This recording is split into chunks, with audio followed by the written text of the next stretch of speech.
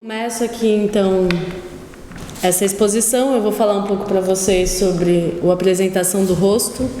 Vou dar algumas informações contextuais. Eu não sei até que ponto vocês têm ou não conhecimento, tiveram contato com o texto. Eu mesmo, lá de São Paulo, quando comecei a me interessar pela obra do Herberto Helder, tive muita dificuldade de ter acesso ao texto, tanto que tive acesso antes ao livro da Diana. Foi um primeiro contato indireto, né?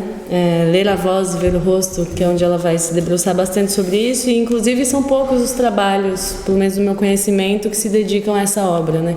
Tem também o livro do Manuel de Freitas. E muito tempo depois, quando eu tive a chance de estar em Lisboa e estar lá na Biblioteca Nacional de Lisboa, é que pude ter contato com a obra e entender, então, a dimensão da coisa toda. A Apresentação do Rosto é um livro que tem uma polêmica em torno dele, né, que vem de várias suposições em torno daquilo que porque circulou menos, porque foi retirado de circulação. Acho que a Diana vai poder falar um pouco mais sobre isso para vocês. O que eu posso dizer a respeito disso é que ele foi publicado em 1968, num momento em que, né, a ditadura salazarista estava ali bastante atuante, e foi um livro que foi censurado, né? Hoje em dia vocês conseguem encontrar na internet lá a página onde mostra o porquê que um documento em que mostra as páginas e dizendo que eram passagens obscenas e etc e tal, e sofreu essa censura. Depois dessa censura, nesse mesmo ano ele já tinha sofrido, né, uma ameaça ou sofrido algum processo judicial, do qual a gente tem muito pouca notícia, por estar envolvido na tradução do Filosofia na Alcova, do Marquês de Sade. E logo em seguida vem então a Apresentação do Rosto, que também passa por um processo de censura.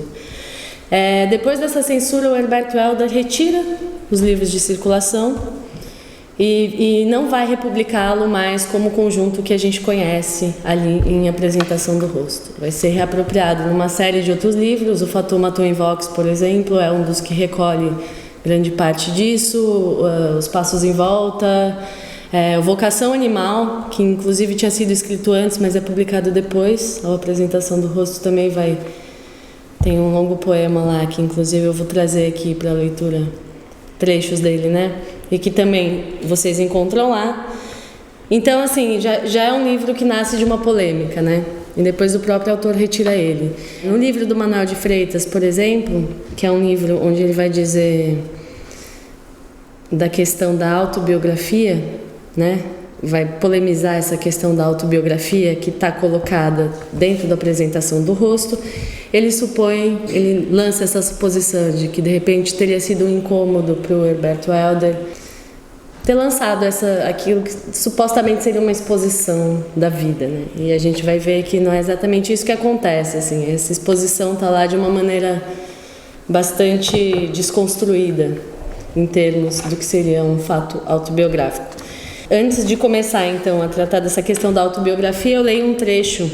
É um trecho que ele escreveu já no Fotomaton em Vox e que tem uma relação direta com a repercussão ou com tudo que aconteceu em torno da Apresentação do Rosto. Em que ele diz o seguinte: imagine-se agora que pretendo apresentar-me o meu próprio rosto. Estou logo metido num caso policial. Coleciono pormenores e suspeitas, sigo uma pista que abandono. Volto ao começo, que já não é o mesmo começo, mas o começo de outros começos. Uma confusão.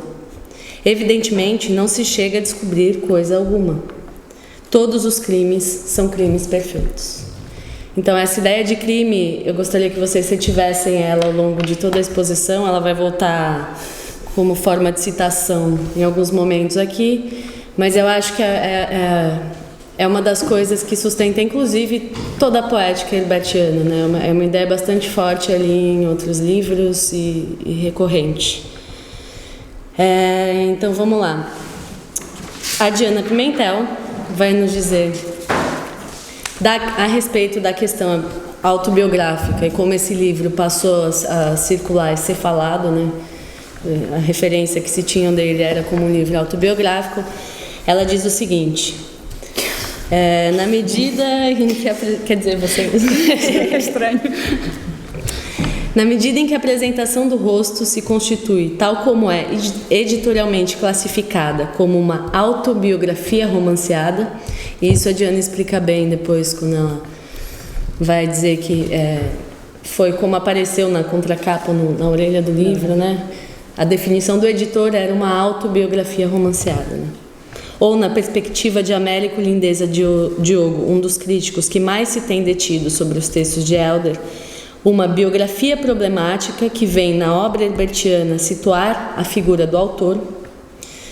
Na medida em que esta autobiografia, entre aspas, reescrita em fragmentos selecionados, em Photomaton em Vox, inclui textos explicitamente autobiográficos, esses são os lugares privilegiados para se poder, por um lado, observar os mecanismos textuais e discursivos porque se dá forma ao retrato do autor, e, por outro lado, averiguar a possibilidade de ser esse o modo de dar origem à experiência da escrita. Eu acho que essa questão da autobiografia, então, como um fato de origem à experiência da escrita, elas vão confluir num único vetor. E toda a minha exposição gira em torno disso. E é aí que a gente vai ver como o crime entra nessa situação.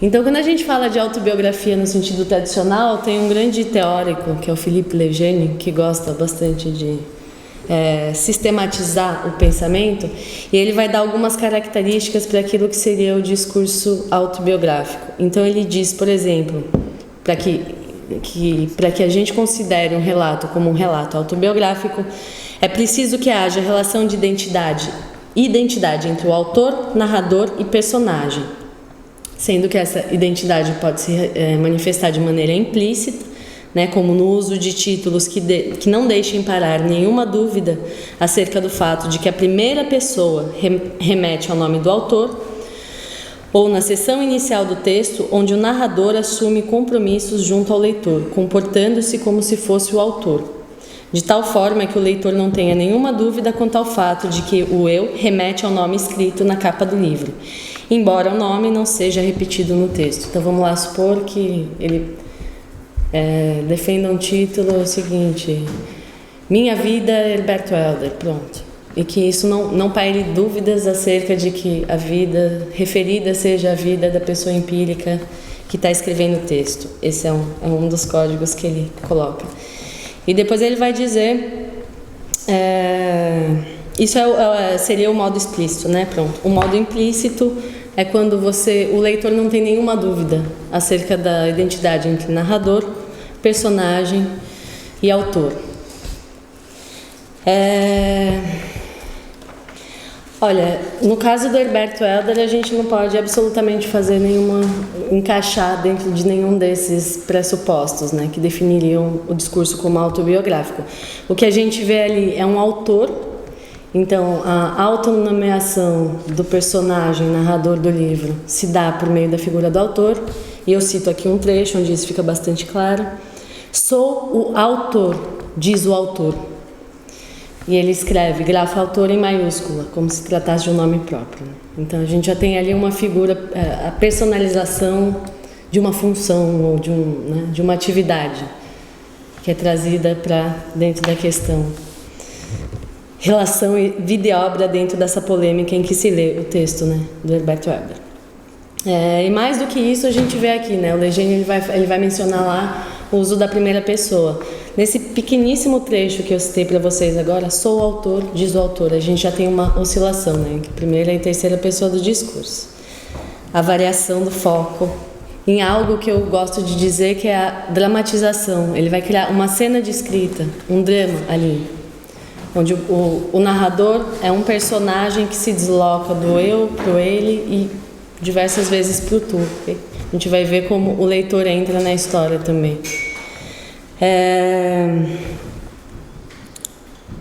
Bom, ele diz em outro momento, o que favorece esse desdobramento que eu citei rapidamente das pessoas da narrativa, ele vai falar sobre a questão da escrita lá, e se aproximando já à segunda pessoa do discurso, que no caso seríamos nós, né, os leitores.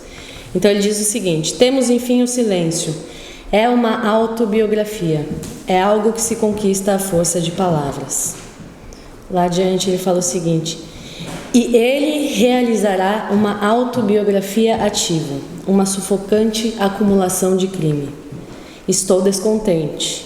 Eis o inverno do meu descontentamento. Autobiografia. O autobiógrafo é a vítima do seu crime.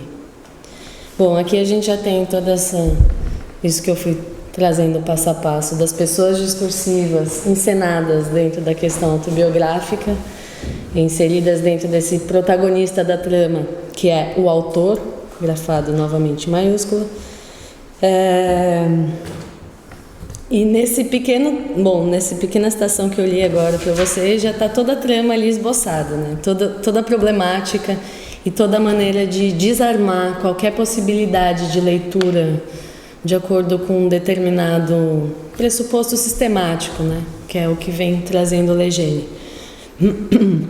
Quanto à questão do crime, o autobiógrafo é a vítima do seu crime?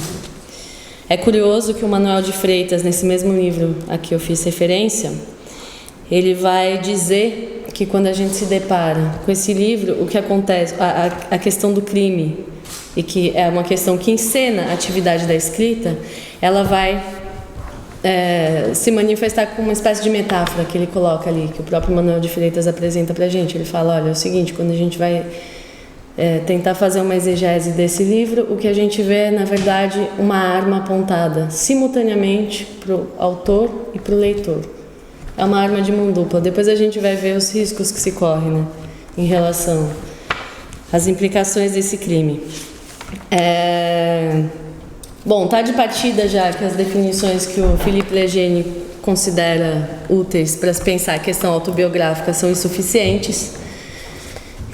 Não apenas porque ele coloca uma série de quesitos que deveriam ser cumpridos por determinado uso discursivo que permitiriam se pensar a coisa em termos de discurso autobiográfico, mas sobretudo porque ele fala, em alguns momentos ele diz coisas do tipo como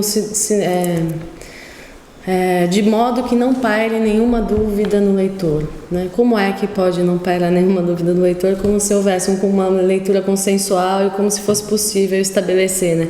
Vamos supor que eu me chamo, Ana Cristina Joaquim, meu nome seja Herberto Helder, e eu decido escrever um livro chamado A Vida de Herberto Helder, assinado Herberto Helder, e coloco lá uma série de coisas que foram todas partidas da minha imaginação.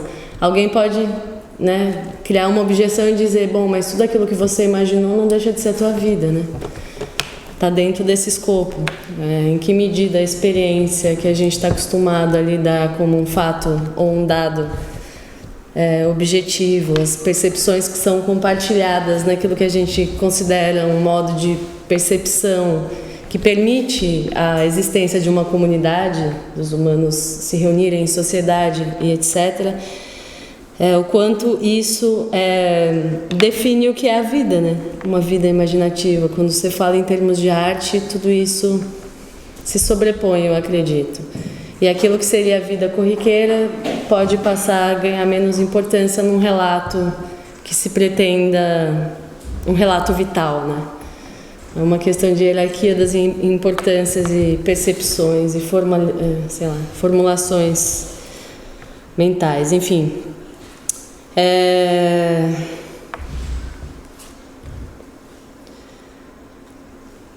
Pronto. Existe uma outra maneira de se pensar as questões que circundam esse livro, que seria propor uma leitura em que a gente considerasse a apresentação do rosto como uma espécie de autorretrato. E eu acho que quando a gente pensa nesses termos, a coisa amplia, a gente alarga a nossa possibilidade de perceber o funcionamento da apresentação do rosto. Quando a gente pensa em termos de literatura, a gente tem que considerar, como eu falei, o fato imaginação, e que está relacionado diretamente à ideia da criação de uma estética, né? Em que aquilo que o discurso histórico, por exemplo, né, ou uma narrativa mais convencional no sentido de respeitar relações de causa e efeito entre acontecimentos, vai permitir que seja desenvolvido e etc. Eu acho que a história, em termos de disciplina da humanidade, ou mesmo a história narrada de uma forma convencional, né, supondo acontecimentos que se devem a acontecimentos posteriores e que geram, que se devem a acontecimentos antecedentes e que geram acontecimentos posteriores. E quando a gente estabelece essa linha de pensamento racional, né, de precedência, decorrência, causalidade, tudo isso a história pode se ocupar, de tudo isso uma narrativa mais calçada na realidade pode se ocupar, mas não é o caso de, por exemplo, apresentação do rosto, né? Que não respeita nenhuma ordem de acontecimentos e que salta de um assunto para o outro e que tem essa flexibilidade imagética e que muita gente, inclusive, se dedicou a pensar as proximidades que existem entre não só esse caso, né, mas a prosa do Herberto Helder de modo geral e a poesia. Ou essa afirmação também, outra bastante polêmica do Manuel de Freitas, quando diz que não existe em Herberto Helder prosa, que tudo que ele escreveu pode ser considerado poesia. Isso tudo depois a gente pode debater, vocês podem me dizer o que pensam a respeito dessas polêmicas todas em torno disso. Mas enfim, então, quando a gente considera que a questão sistemática não dá conta de pensar isso, e a gente começa a pensar em termos de autorretrato, bom, as pessoas que são aqui os autores que eu trago, os teóricos que eu trago, por exemplo, Michel Bourdieu, que se dedicou a fazer uma reflexão sobre o que seria o autorretrato e quais as características do autorretrato também de uma maneira sistemática, eu acho que no caso o sistema importa pouco, mas importa algumas reflexões que estão colocadas ali que permitem esse alargamento, essa flexibilização da coisa, né? Então ele diz, por exemplo, que no autorretrato, o Michel Bourdieu, a máquina da escritura convoca um tipo de memória a um só tempo muito arcaica e muito moderna, pela qual os eventos de uma vida individual são eclipsados pela rememoração de toda uma cultura, promovendo desse modo um paradoxal esquecimento do eu. É curioso isso, mas é uma das questões com as quais eu me debati no momento em que eu estava me dedicando a pensar a apresentação do rosto, mas é esse conflito entre o eu particularizado e singularizado e a comunidade ou sociedade tal como existe e as formas de relações que são possíveis dentro desse eixo comunitário e que de repente são subvertidas num universo singularizado, né? A singularidade possibilitada pelo ato da criação artística. Então, por exemplo, no caso de apresentação do rosto, a gente vai ver uma série de recorrências, por exemplo, a psicanálise. Ele gosta de falar em alguns momentos da relação edipiana, e isso aparece ali, e é sem dúvida, eu não vou entrar nessa questão em termos de narrativa herbertiana, mas eu acho que o que me interessa justamente nesse ponto é o fato de pensar a adesão a uma reflexão que existe, e agora misturar Freud com como chama o outro lá? Michel Bourdieu? Não. O psicanalista, o Jung, pronto, que para no nosso inconsciente coletivo, né? Quando a gente pensa em termos de Édipo e tal, tudo isso foram categorias teóricas de análise que a gente foi absorvendo e que a gente reproduz com certa facilidade. Então, a gente vê uma série de referências, no caso do Herberto Helder, no caso de apresentação do rosto, que fazem remissão a esse tipo de universo das convenções culturais. Um deles é o da psicanálise. O outro deles, a gente vai chegar lá, é a questão do gênero, né? A questão do homem e da mulher, e como aparece ali, que também acaba sendo um pressuposto para se pensar o que ele pensa em relação à psicanálise e em relação ao edipiano. Mas, enfim, voltando então à questão dos gêneros literários, a Clara Rocha vai definir o autorretrato como aliás, como um tipo de discurso cujo traço distintivo mais marcante seria o fato de a escrita se ordenar analógica ou tematicamente e não cronológica, por não possuir o dinamismo da narrativa. Quer dizer, a ideia de que os acontecimentos eles não estão ligados entre si por uma relação de causa e efeito, mas que eles são sobrepostos, e a maneira de você encontrar relação entre aquilo que está ali colocado lado a lado, a princípio, não respeitando um modo de percepção nosso, né, que conduz, isso aconteceu por isso aconteceu por aquilo, isso aconteceu por aquilo outro, é desmontado, e a sua percepção é desmontada junto. Então, o que você vai reconhecer de semelhança ou de proximidade entre as coisas é um investimento quase do zero. Você vai ter que perceber junto, né? A regulação da coisa não está dada a princípio. O método de percepção, que é o nosso método de percepção e de relação na comunidade, na sociedade, está desmontado nesse caso. Então, essa seria uma característica do autorretrato em termos de escrita, como essa Clara Rocha vai nos definir. Vai dizer ainda que não possui nenhum horizonte de expectativa porque não obedece a nenhum modelo. Cada autor de autorretrato recomeça um trabalho de escrita como se fosse único no seu gênero.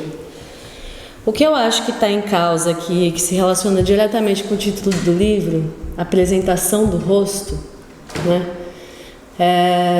E que aí a gente poderia pensar inclusive em autorretratos célebres na história da pintura, alguns bastante famosos e relativamente recentes, como é o caso dos autorretratos da Frida Kahlo ou do Van Gogh, em que ele vai se retratar, por exemplo, sem uma orelha, e aí você poderia pensar, bom, mas isso de fato aconteceu, né? Ele de fato tirou a orelha.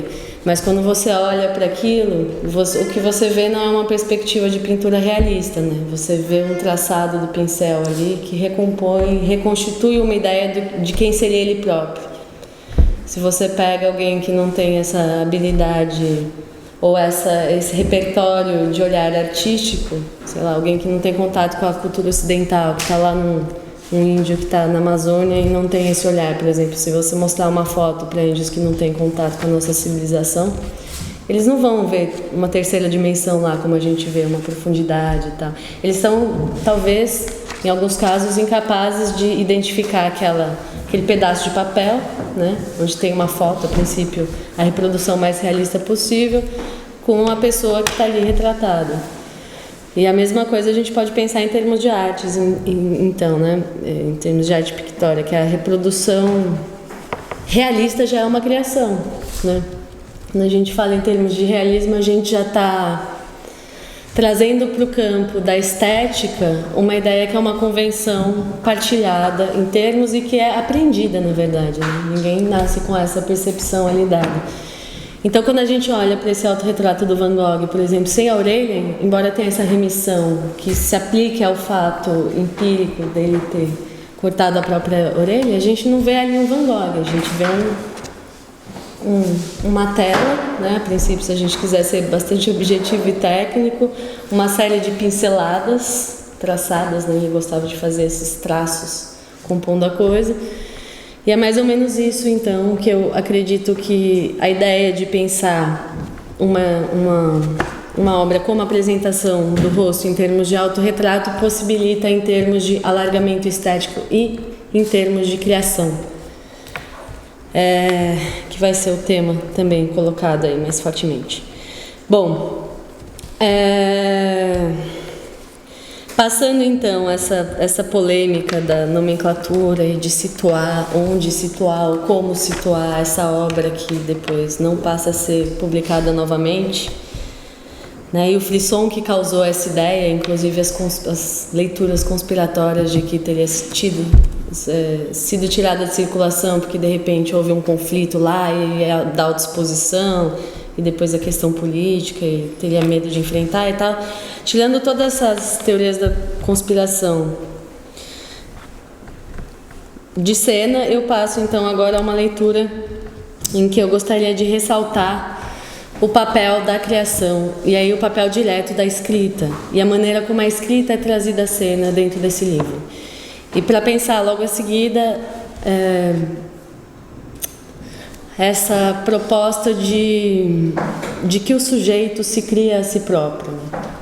E que o ato, e aí talvez a importância de se pensar uma escrita do eu, ou uma escrita que tenha um auto prévio antes do retrato, ou antes da biografia, e o quanto eu não acredito que essa questão possa ser descartada de todo, mas a ideia então é ver de que maneira a presença ou uma construção de autor se faz ali, e o quanto essa construção de autor passa a ser um relato de vida, né? O quanto aquilo que se imagina a respeito de criação, em termos de estética, em termos de desconstrução e violência, crime, no caso, contra o mundo das convenções, passam a ser uma questão de construção identitária, né? Então você tem, por um lado, a desconstrução de tudo aquilo que seria uma convenção, ou de percepção de uma narrativa de uma vida, ou do que se entende por vida até, né? Colocando no limite que é aquilo que a gente imagina, ou aquilo que a gente, né, pinta, fotografa e etc. É vida, não se descola disso, né? Então deve ser entendido nessa chave. Então, para começar, o livro do Herberto Helder ele é dividido em 6 partes. E as partes são intituladas os prólogos, os ritmos, as imagens, as metáforas, as palavras e os epílogos. Eu não vou fazer uma leitura pontual, nem teria tempo para isso, é um livro e tanto, mas a ideia aqui de pensar nessa divisão já traz para a gente a importância de alguém que decide apresentar o próprio rosto, né?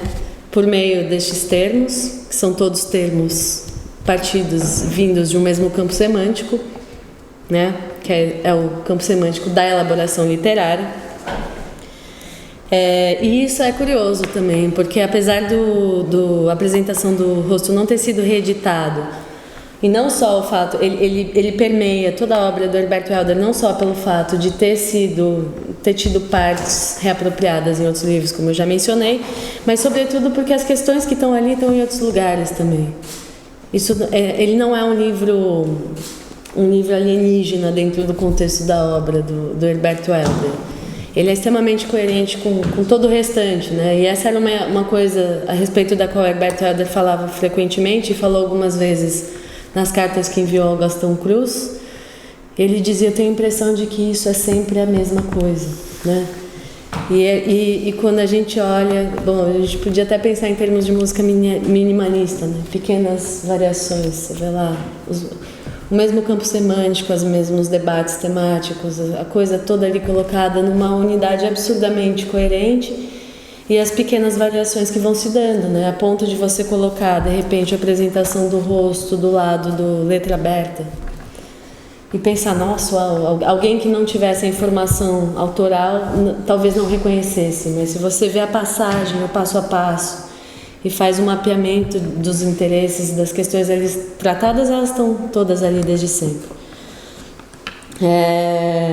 Então, bom, falei isso para dizer que, por exemplo, na seção de poemas intitulada Antropofagias, texto 1, texto 2, texto 3, texto 4, ele vai recorrer também a em vários outros momentos, mas ali isso fica bastante evidente. Ele vai recorrer a essa linguagem metalinguística, né? E para falar metapoética, no caso, né? Porque seria o poema falando do próprio poema, mas ele faz uso, por exemplo, do adjetivo personificando o adjetivo. E agora o adjetivo colocou-se à frente do substantivo, e agora eu tenho que correr com o verbo, e ele cria essa dinâmica, então, de pensar as palavras não apenas, né, materializadas ou personificadas, mas de pensar as palavras como se pensa um percurso de vida, de repente, né? Que é o caso onde se enquadra bem a aproximação do rosto. Eu gostaria de fazer aqui sumiu. Uma breve interlocução com esse quadro do Velázquez, As Meninas, e especialmente com a leitura que o Foucault vai fazer desse quadro, Nas Palavras e as Coisas. Não vai ser também uma análise exaustiva como não é a da apresentação do rosto, mas é uma análise centrada na figura do autor, né? Que no caso é o Velázquez, que está ali, ó. E que está diante de um quadro que está sendo pintado e que olha diretamente para o espectador. Então a gente tem essa triangulação, o que está sendo pintado não é mostrado, né? A gente não vê, está ali escondido. A gente tem depois uma cena que se abre, ela se abre para todos os lados, né? Você tem um espelho que joga para a plateia, supostamente, que estaria assistindo essa cena acontecer. Você tem aqui a cena que a gente supõe que de repente ele está pintando, né? Ele tem lá as meninas que vão ser pintadas, mas é para cá que ele olha, né? Então você tem vários focos de saída. Você tem ali, ó, o espelho que joga para cá, aquele senhor que se olha para cá também, mas que empurra a nossa atenção para um outro plano, no fundo, mais a fundo, e especialmente o Velázquez ali. E no fim das contas o quadro é isso, né? O quadro não está ali.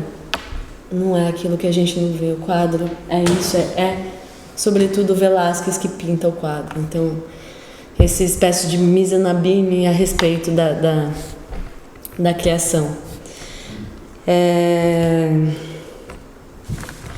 O que ele faz é se retratar, portanto, no ato de estar se retratando. É um quadro extremamente metalinguístico, né?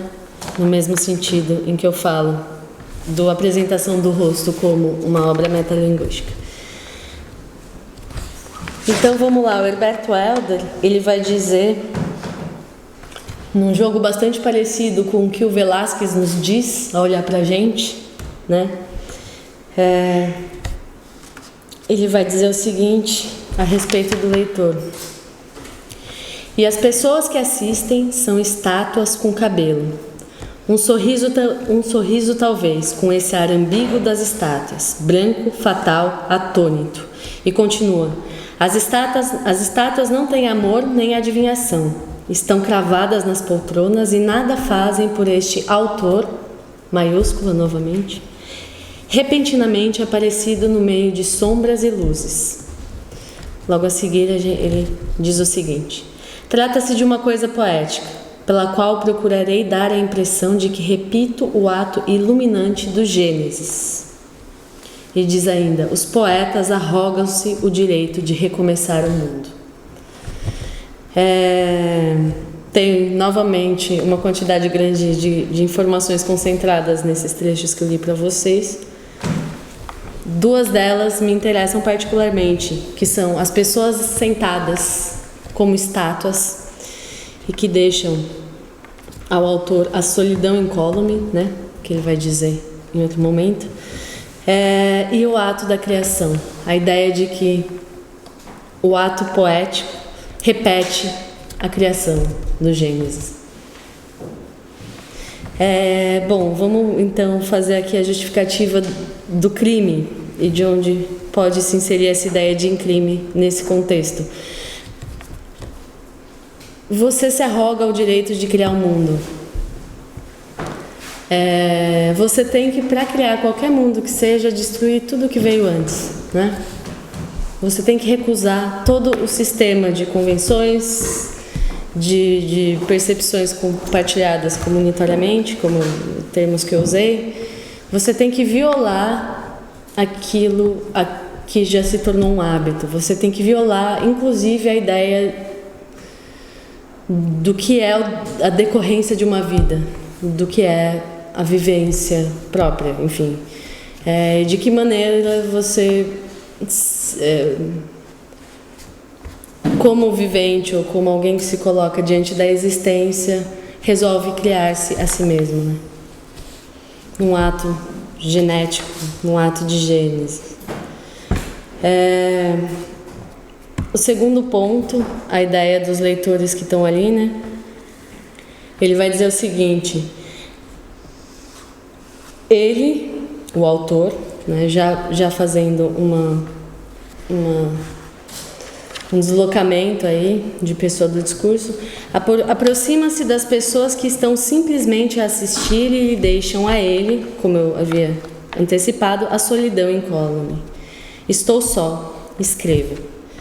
Então, quer dizer, eu acho que existe um conflito que depois vai se reproduzir em uma diversidade imensa de outros momentos da obra dele, em que essa ideia do eu, da singularidade, da pessoalidade ou do talento e da comunidade, de modo geral, né? Ou daquilo que se partilha, numa ideia de pertencimento. Quando a gente tem contato com a obra do Herberto Helder, uma das coisas que salta à vista é a diferença de dicção poética que ele apresenta em relação ao que seria toda outra dicção contemporânea dele, por exemplo, né? E a crítica é frequente em apontar a estranheza que isso provoca naquele contexto. Então ele, de repente, ele se isola, ele diz, eu não participo disso. E ele vai criar, nesse movimento, a si próprio. E o a si próprio, num certo sentido, é a própria obra, né? Que ele vai alimentando. Então é aí que talvez o crime esteja colocado. E é aí que nós nos tornamos cúmplices disso num determinado momento, porque para emergir nessa obra você tem que aprender uma espécie de relação entre palavras, uma sintaxe própria, e a partir desse aprendizado você consegue emergir na coisa, né? Ou você consegue pensar com a coisa, e você consegue conotar de sentido aquela coisa que a princípio seria dotada de um grande estranhamento, de uma única pessoa singular, né? De uma coisa que não se partilha e que passa a ser partilhada por esse ato de violência, né? Por esse ato de desbravar ou de descaracterizar tudo aquilo que seria uma mediação comum para impor e para situar o próprio espaço, né? de criação do mundo, ou de estetização do mundo. A respeito, voltando aqui ao Velázquez, a respeito das meninas, tem uma citação do Foucault aqui que eu trago para vocês, em que ele vai dizer o seguinte: o pintor olha, fixa um ponto invisível, mas que nós, espectadores, podemos facilmente determinar, pois que esse ponto somos nós mesmos, nosso corpo, nosso rosto, nossos olhos. Ou seja, o leitor já é tragado para dentro da situação. O espetáculo que ele observa é, portanto, duas vezes invisível. Uma vez que não é representado no espaço do quadro e uma vez que se situa precisamente nesse ponto cego, nesse esconderijo essencial onde nosso olhar se furta a nós mesmos no momento em que olhamos. O olhar do pintor, dirigido para fora do quadro, ao vazio que lhe faz face, aceita tanto os modelos quanto espectadores lhes apareçam. Então a gente podia, de uma maneira bem grosseira, substituir esse quadro por um espelho, né? Porque é mais ou menos isso que ele faz com a gente. E eu acho que é mais ou menos isso que o Herberto Helder vai fazer com a gente depois de um ato extremamente violento e criminoso de desconstrução de toda uma série de convenções que a gente carrega, e lançar a gente aqui diante do espelho e passar a criar uma identificação ou uma circulação de comunicação fundada, né? Praticamente é uma língua dentro da língua, como ele gosta de dizer. Ele quase que prescinde do idioma português, se não fossem os vocabulários, os verbos conjugados e tal, mas metaforicamente eu acho que é um pouco isso, assim, é uma destruição, um ato criminoso para depois ampliar a partir disso. E eu acho que talvez eu esteja me excedendo um pouco, não? Então eu vou ler ainda para vocês alguns trechos em que ele traz essa metáfora especular do espelho, bastante forte, inclusive para desconstruir a possibilidade de qualquer entendimento, porque do mesmo jeito que a gente não vê o que está acontecendo ali, né? Esse espelho do Herberto Helder também vai aparecer com algumas características de impossibilidade de se chegar, né, ao conhecimento pleno total. Bom, antes de trazer a metáfora do espelho, aqui tem alguns trechos onde ele vai dizer o seguinte, relacionando leitor e texto.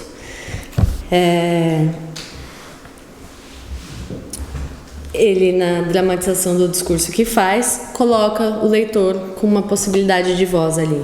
Então o leitor pergunta: onde estão as portas? Ao que o autor responde de modo hesitante: com licença a todos, o Criador aqui sou eu. Se o Criador dizia, não lhes desse uma porta, né? Ele provoca esse embate aqui, que é o embate já do acesso e da obscuridade do acesso, como ele vai formular em outro momento. Ele vai remeter novamente a ideia, ele vai trazer, aliás, tragar o leitor para o texto, novamente em outro trecho longo, de que eu vou ler só um pedaço aqui rápido, em que ele diz o seguinte: leia-se esta paisagem da direita para a esquerda e vice-versa, ou vice-versa, e de baixo para cima. Pode-se saltar as linhas que tremem debaixo dos olhos. Pode-se ler a cavalo, de pé ou sentado numa cadeira. Pode-se sentar a paisagem numa cadeira e lê-la com extrema violência. É uma paisagem de répteis, de ovos e de máquinas que não calculam. Há no meio uma flor, como a flor segregada pela boca das abóboras. Quem leia, se ler, leve consigo a flor fria e amarela, crave o pendúnculo no coração e durma com o sangue e a sua dor de pessoa. Quem aprender, que sonhe que lhe cresça o cabelo tumultuosamente, que saiba até as portas da morte. É curioso a maneira como ele compõe esse trecho. A gente podia pensar numa espécie de didascalha mesmo, né? Em que ele coloca o leitor ali, no caso, na situação de personagem e diz o que deve. Mas esse dizer o que deve ser feito ali já acontece de uma maneira bastante permissiva, né? O que ele faz é, leia-se assim ou assado. Quer dizer, tanto faz, salte-se linha, pule, vá, volte. Então ele quase joga o leitor para o mesmo abismo em que ele se coloca, né? Ou seja, a arma apontada para si próprio e para fora, novamente. E ele exige da pessoa que estiver diante do espelho que se depare com a sua dor de pessoa, né? E que saiba até as portas da morte, né? Que não foi tudo que ele fez ao longo de toda a obra dele. O Foucault novamente vai dizer a respeito do quadro, novamente no paralelo e no bate-volta aqui: olhamo-nos olhados pelo pintor e tornados visíveis aos seus olhos pela mesma luz que nulo faz ver. E no momento em que vamos apreender transcritos por no momento em que nos vamos apreender transcritos por sua mão como num espelho, deste não podemos surpreender mais que o insípido reverso. A ideia de que o quadro aqui está fechado. O outro lado de um reflexo. Bom, no caso do leitor do Herberto Helder, né? Ou do autor do Herberto Helder, eu trago os seguintes trechos que eu acho que se relacionam bastante diretamente com isso. Leia-se conforme for acordar de noite, tremendo de espanto. Leia-se como um milagre cheio do milagre dos erros. Leve-se para a vigília esta visão como um espelho. Espelho, procedimento de expansão ardente. Bom, a gente tem aqui o espelho situado dentro de um trecho em que há o milagre dos erros, né? A gente tem essa ideia da expansão provocada pela ideia do espelho e o espanto que provocaria essa expansão. E a gente tem mais abaixo a ideia aqui, olha: inclino para o guarda-fatos a minha cara, o espelho põe-me diante de um novo objeto de ciência. Ele vai dizer alguns momentos depois: eu sou um movimento, e eu acho que essa ideia se relaciona imediatamente com o que eu li sobre o erro, né? Leia-se como um milagre cheio do milagre dos erros. Ele vai dizer a seguir: espelho negro, vê-se que sabes tudo, que esgotaste a tua difícil ciência. O saber tudo desse espelho é um saber tudo bastante ambíguo, inclusive, né? Porque é um espelho negro, em oposição direta à ideia da luz, ou do iluminismo, ou da ilustração, da metáfora da razão como conhecimento, como possibilidade de acesso, né? Que o espelho é negro, aqui o espelho é cheio de erros. O erro como uma visão associada ao espelho, ou o espelho que reflete a desaparição, né? Leve-se para a vigília essa visão como um espelho. Bom, isso eu já tinha lido. Tenho medo do teu rosto que desaparece um pouco loucamente, como se parasses de ver o outro lado do espelho. E aí ele vai trazer também em contraposição a visão de clareza, distinção ou iluminação, a ideia de loucura, né? Os espelhos são negros como jacintos da loucura.